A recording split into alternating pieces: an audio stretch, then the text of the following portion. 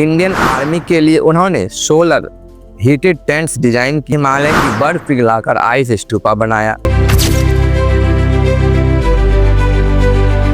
एक इंसान जिसने हिमालय की बर्फ पिघलाकर आइस स्तूपा बनाया, जिसने हजारों बच्चों को नई सोच दी और जिसने आर्मी के लिए सोलर हीटेड टेंट डिजाइन किए, वही इंसान आज जेल की सलाखों के पीछे है। जी हाँ, मैं बात कर रहा हूँ सोनम वांगचुक की।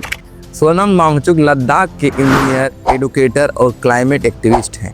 इन्होंने SECMOL students educational and cultural movement of Ladakh बनाया, जहां हजारों लद्दाखी स्टूडेंट को प्रैक्टिकल और क्रिएटिव एजुकेशन मिलती है। उनका आइस स्टूपा इनोवेशन ग्लेशियर के मेल्ट होने की प्रॉब्लम से लड़ने के लिए सॉल्यूशन बना। इंडियन आर्मी के लिए उन्होंने सोलर हीटेड टेंट्स डिजाइन किए, जो -40 डिग्री सेल्सियस में भी जवानों को गर्म रखते हैं और डीजल का डिपेंडेंसी खत्म कर देते हैं। यानी उनका एक इन्वायरमेंट के साथ साथ देश की सुरक्षा के लिए भी क्रूशियल रोल रहा। लेकिन वांगचुक सिर्फ इनोवेटर नहीं बल्कि एक एक्टिविस्ट भी बने। उन्होंने लद्दाख के लोगों के लिए आवाज़ उठाई, डिमांड किया स्टेटहुड और 6th शेड्यूल प्रोटेक्शन का, ताकि वहाँ के रिसोर्सेज, जॉब्स और कल्चर सिक्योर हो सके। हंगर स्ट्राइक्स, पीसफुल मार्चेज और प्रेस कॉन्फ्रेंस के जरिए उन्होंने नॉन वायलेंट तरीके से प्रोटेस्ट किया। एक समय था जब उनको नेशनल हीरो बनाकर मीडिया ने हाईलाइट्स किया।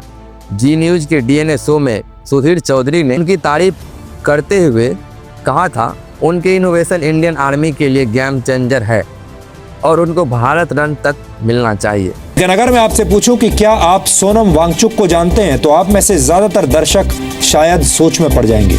आपको ये जानकर काफी खुशी होगी कि आज की तारीख में 50 साल के सोनम वांगचुक लद्दाख के बच्चों के लिए उम्मीद की नई किरण है। मैं ऐसा क्यों कह रहा हूं, इसे समझने के लिए आपको सबसे पहले एक छोटी सी जानकारी देना चाहता हूं। मतलब उस वक्त उनको देशभक्ति की मिसाल बताया गया। सितंबर 2025 में जब उनका एक इम्पोर्टेंट प्रेस कॉन्फ्रेंस होने वाला था, उससे पहले ही उनको पुलिस ने अरेस्ट कर लिया। उनके ऊपर नेशनल सिक्योरिटी NSA लगा दिया गया। सरकार ने कहा है कि लद्दाख के प्रोटेस्ट वायलेंट्स हुए, जिसमें 4 से ज़्यादा लोग मारे गए और 90 से ज़्यादा लोग इंजर्ड हुए।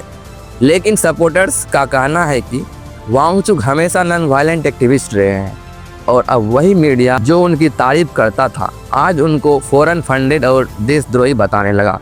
सुधीर चौधरी जैसे एंकर्स जो पहले उनका फैन थे, अब उन्हीं को सवालों के घेरे में ला रहे हैं। सरकारी नैरेटिव के साथ खड़े दिखते हैं। उनके NGO सेकमोल का FCRA लाइसेंस भी कैंसिल कर दिया गया।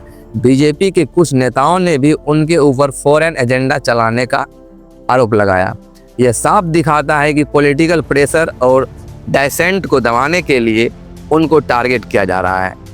एक इंसान जो देश के सोल्जर्स के लिए काम करे, इन्वायरमेंट के लिए लड़े और यूथ को इंस्पायर करे, उनको अचानक से देशद्रोही कहना, क्या ये न्याय है?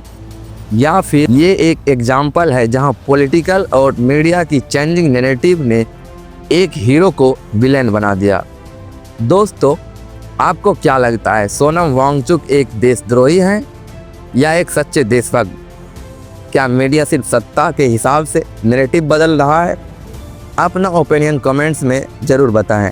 वीडियो पसंद आया तो लाइक, शेयर और सब्सक्राइब करना ना भूलें। धन्यवाद।